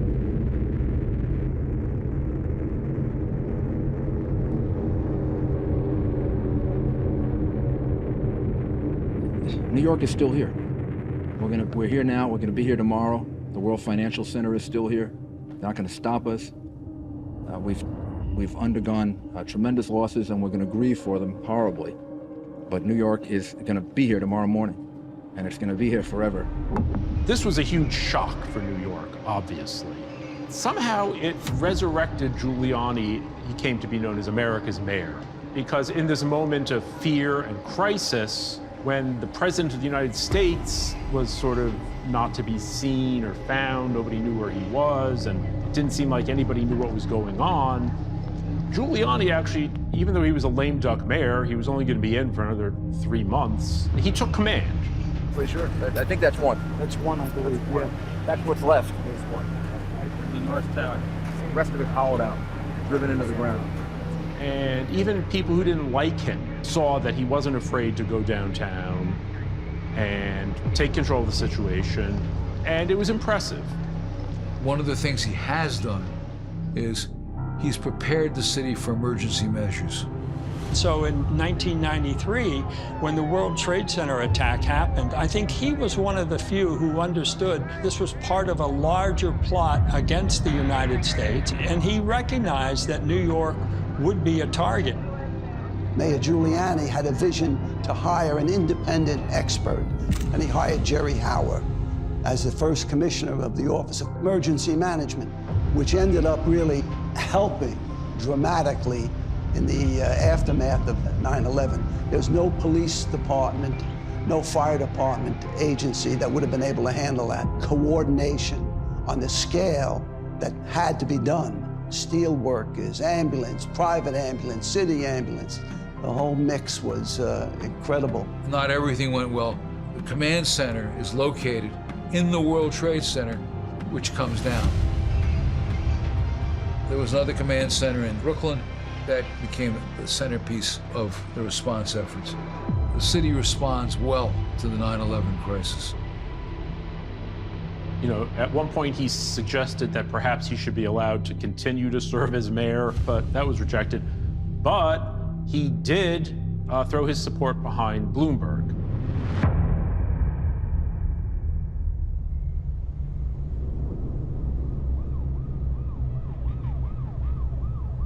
At the time, it was really a question whether New York was going to come back. 3,000 people died on 9/11. People thought, well, nobody's going to want to stay in Manhattan.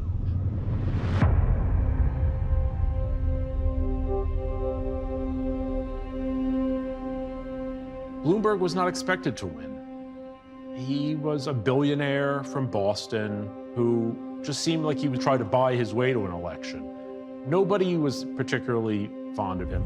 But at this moment of crisis, a law and order, business-friendly Republican, Bloomberg managed to win the election, I think on the strength of his promise of continuity and stability, which New Yorkers were hungry for at that moment.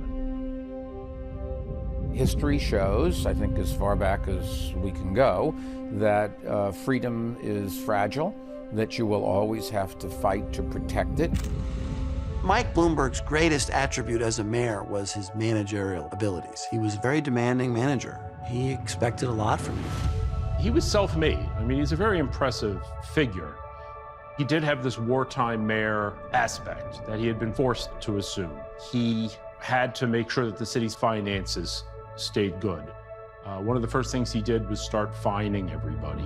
He would fine small businesses for leaving a milk carton outside. This kind of thing sort of annoyed people quite a bit, but he wanted to make sure that the city could still pay its bills. He worked overtime to comfort and make big business feel like they should stay, that he would do everything he could to keep New York a secure place. To that end, Ray Kelly, his police commissioner, had a deep counterterrorism response. I was a U.S. Customs Commissioner. I did that till the end of the Clinton administration, went to Bear Stearns, was there until the election of Michael Bloomberg. He asked me to come back as a police commissioner, which I did for 12 years.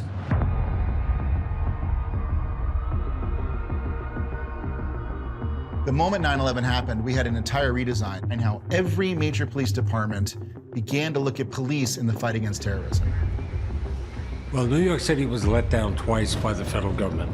You had the attacks in '93, and of course you had the horrific events of 9/11. They failed us, and I had been in the federal government, so I had a lot of experience. I had a lot of knowledge of the skill sets that lay in the federal government. Pre-9/11, policing was really not engaged with counterterrorism intelligence. Post 9/11, you went through this period where Ray Kelly said, sorry, that's what we're going to do. We developed the most diverse police department in the world. We have police officers born in 106 countries. No police department anywhere could come close to that. But that's a tremendous language and cultural reservoir that I wanted to use. So I started out, I had a butcher block paper, and I drew the things that I wanted to do, the counterterrorism operation, the intelligence operation. There was issues with anthrax. We needed infectious disease doctors, that sort of thing. Under Ray Kelly, the NYPD had become a much more forward deployed police department. So that allowed them to make this transition to what we call first preventers. Cops are great, they'll do what you tell them to do, but they didn't have the foundation to do a lot of things that I was thinking of. How do you do intelligence gathering? What language skills should we be applying? That sort of thing. Imagine a police department saying, thanks FBI, thanks CIA, appreciate the info. By the way, I have 13 of my own sources around the world, uniformed NYPD police officers sitting in police capitals, collecting intel. So the FBI agent looking at a bombing in Spain, for example, sees one thing, a CIA officer sees another. The NYPD liaison sees the third. He sees how the glass shards became very dangerous and how we have to think about that with our subway systems. He sees how the police missed certain trails of locals and how they can fix that back in New York. We're not just a local police department that's going to give speeding tickets and DWIs and police drugs and domestic violence. We are a counterterrorism department. I had lunch with Ray Kelly during that era, and in terms of terrorism, I think a lot of us felt that it was inevitable. And I said that to Ray Kelly, and Kelly said, not to me, and he said, we're doing everything we can to make sure it never happens, and we will never believe that it's inevitable.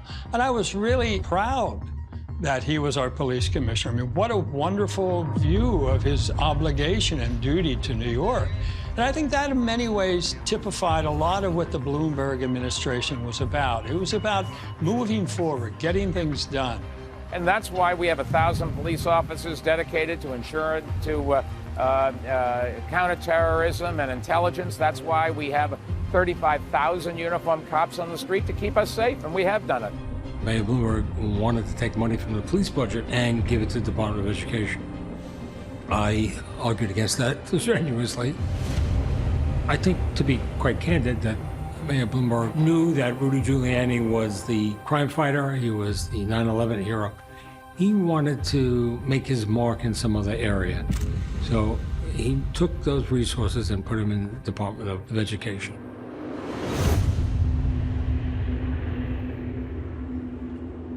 Bloomberg's most significant accomplishment was that he wrested control of the schools away from the Board of Education and centered it completely in the person of the mayor. So now the mayor directly appoints the head of the school system, the school's chancellor, and he or she can remove the school's chancellor without going through a board. That was a major thing. And he brought in Joe Klein, who I think was an excellent chancellor.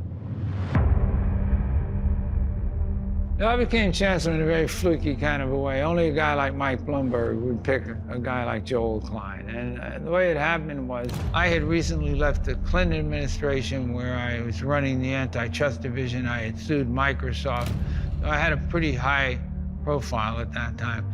And he called me and said, let's talk. And I said, Mike, you sure this is the right number you dial? I mean, I went to the schools, But long story short, he and I hit it off.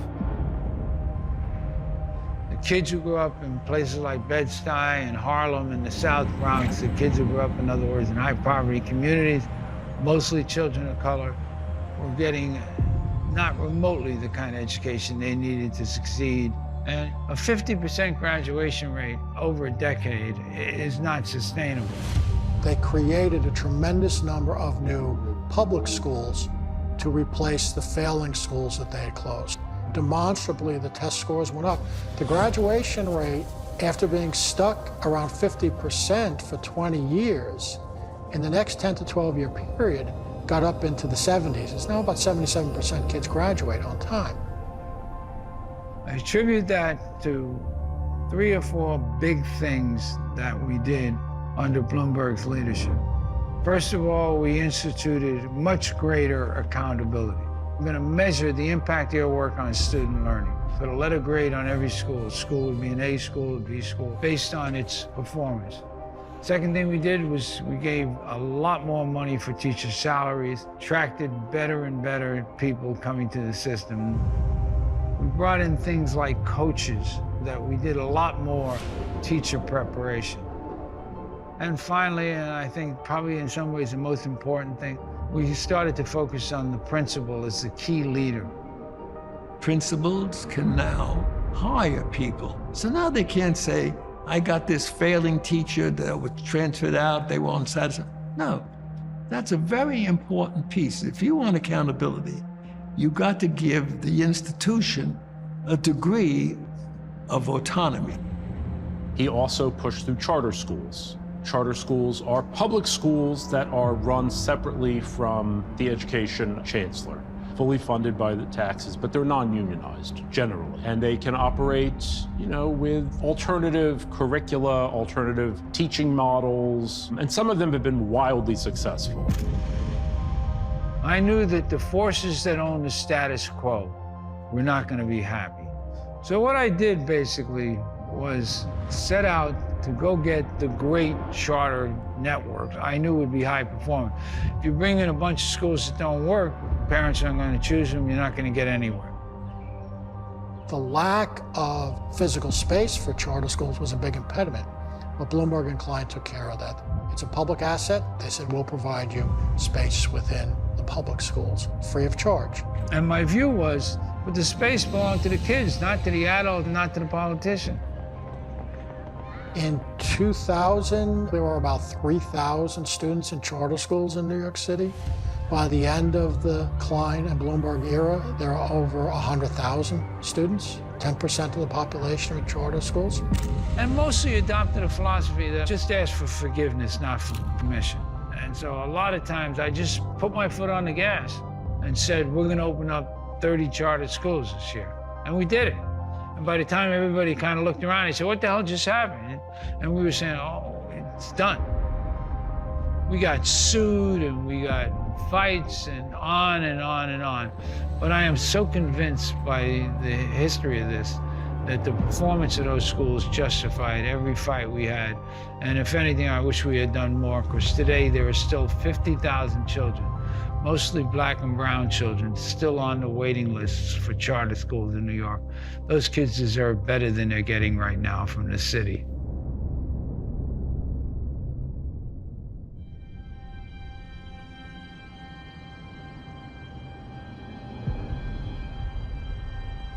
New Yorkers felt this was a new golden era where we had peace and prosperity at the same time. Very unusual, and New Yorkers loved it.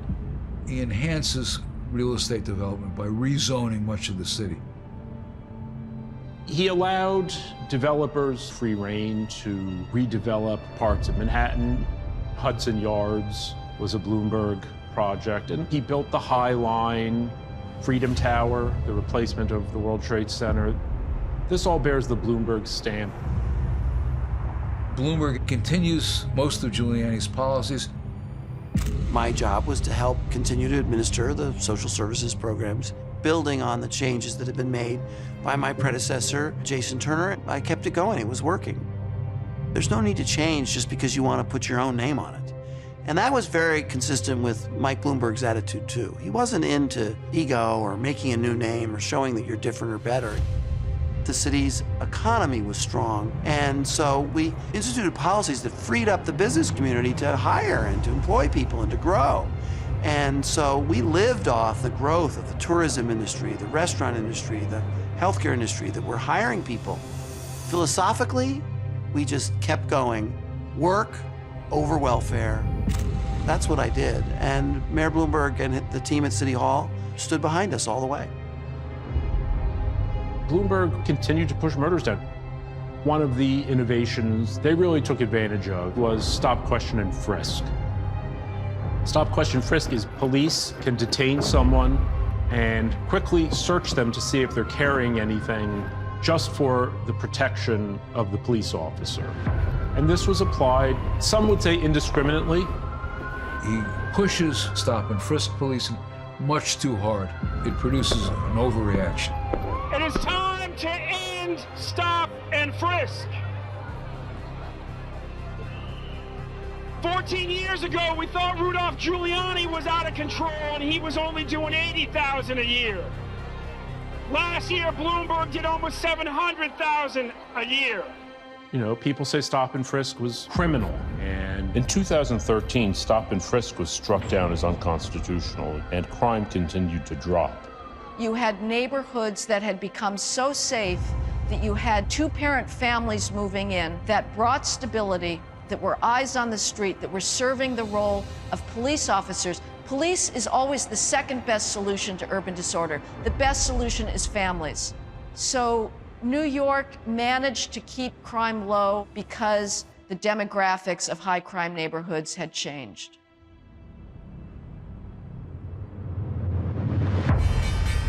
It could be the biggest victim yet of the global credit crisis, a loss that would send shockwaves through the world's banking system. This is an extraordinary period for America's economy. As our economic situation has become increasingly unstable, the question to me has become far less about the theoretical and much more about the practical. And I have directed my staff to work with her staff to produce a new term limits bill. If the council passes it, I will sign it, and I would plan to run for re-election. Bloomberg was term limited. He was only supposed to have 2 terms in office. He not only spent an enormous amount on his elections, but he would spend untold amounts more just buying the good opinion or the silence of everyone in the city. Like every cultural institution, every political organization, every advocate like Al Sharpton, people like that, they all got checks. So he essentially could do whatever he wanted. When Bloomberg wanted to run for a third term against and overturn term limits, there was a lot of ambivalence. And I know a lot of us who thought he was a very good mayor didn't like the idea that he would spend all of this money to overturn term limits. The people of New York City made their choice on 2 occasions. Back in '93 and in '96, voters overwhelmingly voted to enforce and put in place term limits. Mike Bloomberg has overturned term limits for his own self-interest. Somebody asked him, what's your philosophy of government? And he said, well, I'm not a philosopher, I'm an engineer. And so he didn't really believe that a set of principles that were thrown out there on a regular basis through a political movement were necessary. It was a revolution which was not articulated and preserved through some kind of formal political process, a party. A group of people say, if you believe these things, vote for us. That got diluted, and I think that was fatally wrong. So that when he left office, and he left the city in pretty good shape, there was no one to take his place. It was a total vacuum, and that's why the old political forces moved in so quickly and so easily. You need a good manager with a philosophy of government so that people understand the values that are driving what you're trying to accomplish. The rejuvenation of the city proceeded. New York became the safest big city in America. It was gleaming prosperity, attracting just record numbers of tourists who wanted to come and be part of this New York. It's hard to deny it was a successful third term. I think this administration and the city council together have every reason to be proud of what we've done in the last 12 years. The things that we accomplished in the Bloomberg administration, I'm proud of those accomplishments, and I think they made a difference in the city, big difference.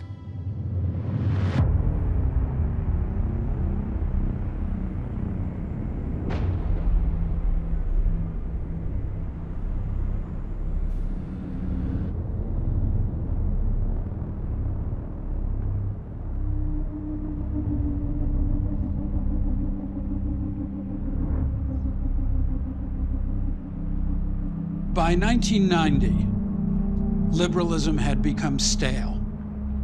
It had become reactionary, become based on principles that no longer applied.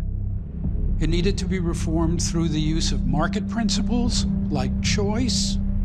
It needed to be reformed in terms of the work rules that public servants served under.